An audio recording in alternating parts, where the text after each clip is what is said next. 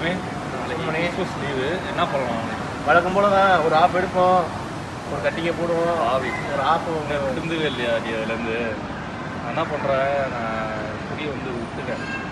கிட்டத்தட்ட ஒரு 6 மாதம் ஆகுது. என்ன காரணம்னா, குடித்தா வந்து அடுத்த நாள் ஒழுங்காக வேலைக்கு போக முடியல. புரியுது, வீட்டுக்கு பேச முடியல ஒழுங்காக. அது இல்லாமல் நம்ம வந்து வீட்டுக்காக இங்கே வந்து வேலைக்கு வந்துடுவோம். ஸோ நம்ம ஹெல்த் இஷ்யூ ஆச்சுன்னா அவ்வளோதான், இங்கே வேலை செய்ய முடியாது. ஊருக்கு போனால் ஊரில் கொஞ்சம் திரும்ப பழையபடி போயிட்டு அங்கே ஃபஸ்ட்டு வர மாதிரி இருக்கும். ஸோ இங்கே ஒரு ஆப்பர்ச்சுனிட்டி கிடச்சிட்டு, அதனால் ஒழுங்காக வேலை செஞ்சால் அதுவே பெட்ரு. நம்ம வீட்டுக்கு ஏதாவது சேமிக்கலாம், வீட்டுக்காக இருக்கணும். அது இல்லாமல் இப்போ நம்ம கல்யாணம் ஆகிடுச்சு, கல்யாணம் ஆகிட்டு குழந்தை இருக்கு எல்லாருக்கும். ஸோ நம்ம வந்து இதுக்கப்புறம் வாழ்க்கை வந்து அவங்களுக்காக இருக்கணும்.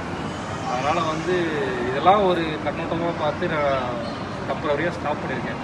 அதை வந்து பர்மனெண்ட்டாக ஆகணும்னு நினைக்கிறேன். அதனால தான் சரி நாளைக்கு லீவு எங்கேயாவது எக்ஸ்ப்ளோர் பண்ணலாம். சிங்கப்பூரில் வந்து பே பண்ணாமல் போகிறது நிறைய இடம் இருக்குது.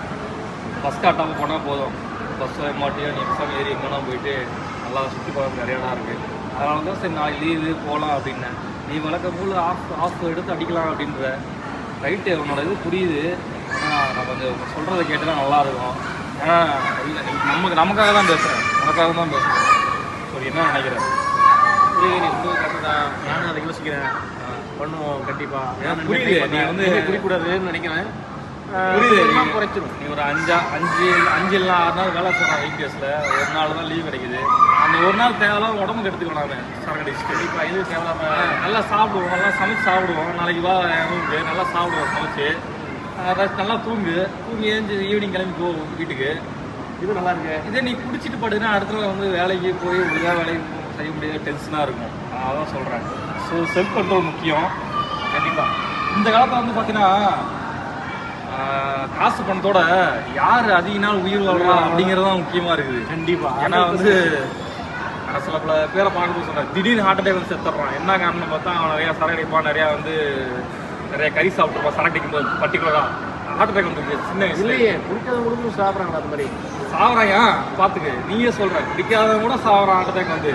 அப்போ நீ குடிச்சுன்னா இன்னும் உடம்பு மாசமாகி செத்து போயிடுவார் அது சீக்கிரமா. அதனால பார்த்தீங்கன்னா இந்த காலத்து வந்து பார்த்தீங்கன்னா யார் அதிக நாள் உயிர் வாழ்றாங்கிறது தான் அச்சீவ்மெண்ட்டாக இருக்குது. ஸோ காசு படத்தோட அது இப்போ வந்து வாழ்க்கையில் வந்து பெரிய விஷயமா இருக்குது. ஜெனரேஷன் அப்படி இருக்குது. ஆமாம், ஃபுட்டு அந்த மாதிரி இருக்குது. நம்ம கண்டபடிக்கு எதாவது சாப்பிட்றோம்.